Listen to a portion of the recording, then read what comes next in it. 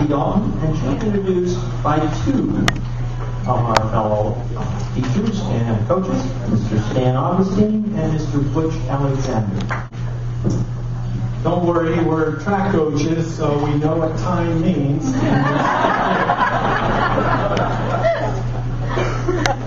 Class of 87 was laden with active leaders, both in the classroom and on the fields, the courts, and the courses.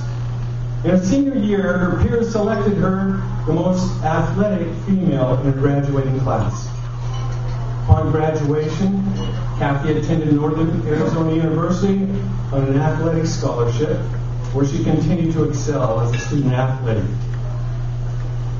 A quick story about how a four-time league champion distance and cross-country runner was discovered.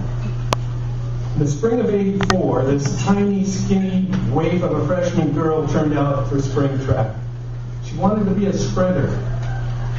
She worked out with all the sprinters in preseason conditioning drills, which included 2-mile runs on roads and up hills. She was always hanging out in the front of the pack. As a sprinter's coach, I felt badly for her because all the hard work that she was putting in, but in the track meets, she wasn't getting as many points, she wasn't placing. The fourth meet of that year was in Petaluma. It was against the defending league champion Trojans, and two of our top distance girls had to be scratched due to injury and illness. I turned to Butch, our distance coach, and we decided to enter Kathy in a 4-lap, 1,600 meter, which is the metric mile, to try to get our team at least 1 point. And that 1 point was going to be the difference in this meet. Petaluma had 5 girls in the race. I told Butch, now, Butch, remind her that she's running against Petaluma's defending league champion runner, Amy Stout, and just to lie back in the pack and finish third. So the gun fires, they're off. Kathy, the sprinter's attitude, jumps out in front, and I lean over to Butch. Did you remind her? In the second lap, Amy passes Kathy, and I think that's it. But no, Kathy hangs with Amy, and he starts to separate from the other runners. Third lap, Butch, she's gonna cramp up, she's gonna fall on the track, she's never gonna run track again. Now finish the race. Fourth lap. Now it's a 2-girl race. Kathy right on the tail of Amy. Coming off the last curve, 100 meters to go, and that's when the sprinter's attitude kicks in. And the multi-year Sonoma County League champion discovers herself.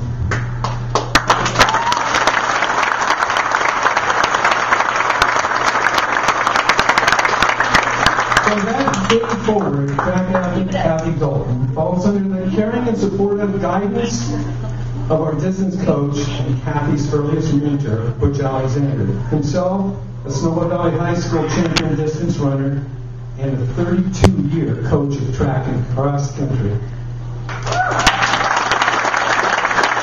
Thank you very much, Dan.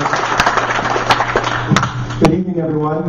I had the pleasure of coaching Kathy as the distance coach in track and also as a cross country coach.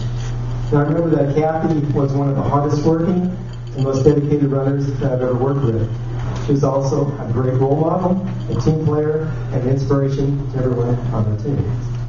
What you just heard in terms of Kathy's life as an athlete in track or in cross country, in coaching terms, that's called establishing a base. That means facing challenges with a positive attitude, a strong desire to succeed, and the fortitude to overcome setbacks, discomfort, pain, and injury.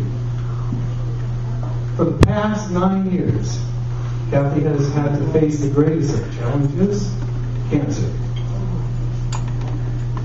I can't help but think that the strong base that she developed early in her life through competitive running, combined with a loving family and a network of supportive friends have all contributed to her resiliency. But it's not over. She daily faces this nemesis and continues to endure treatments in her 5th separate round of chemo.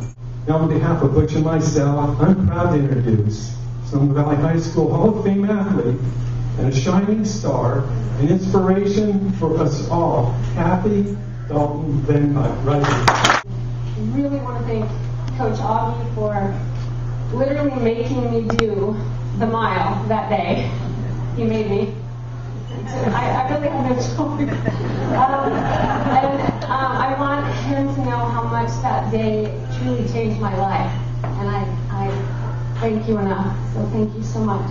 And for Butch for nurturing my lack of confidence in my abilities and being so influential in my life. So thank you very much, Butch.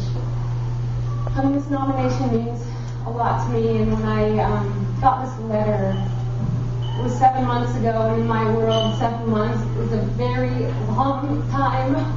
I kind of panicked when I read that because I wanted to be here. I made it.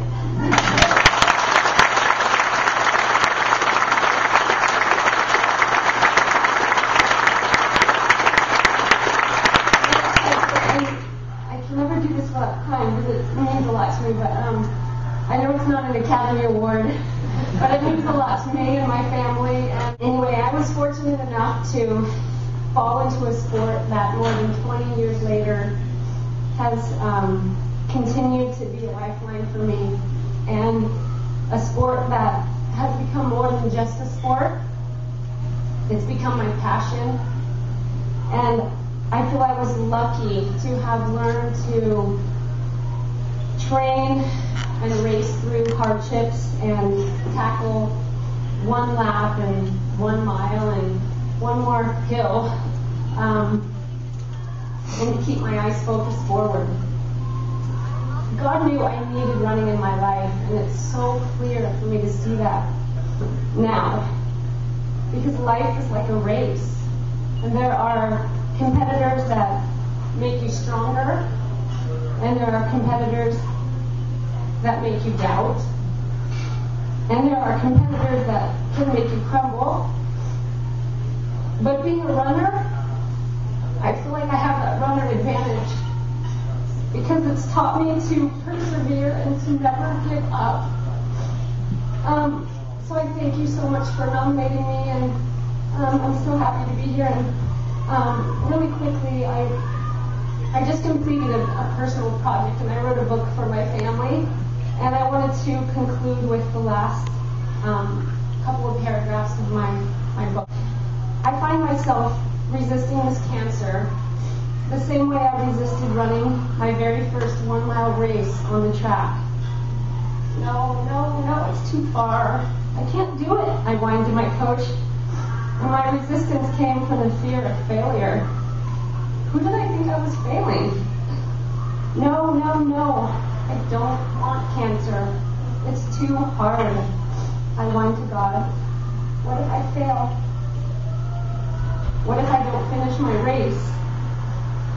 What if my job as a wife and parent isn't finished? What is failing? Is failing struggling to get back up after a fall? Is failing dying too young and not finishing something you've started? I want to finish. And as I travel down the distant road, I feel a tug at my heart. God says, trust me, my child. I'm painting a beautiful picture. And with that, I feel the most important thing is for my kids to remember, who are here tonight, how hard I'm fighting, and that I'm doing everything but fail.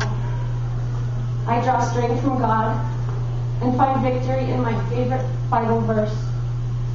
Let us run with perseverance the race marked out for us. Thank you so much.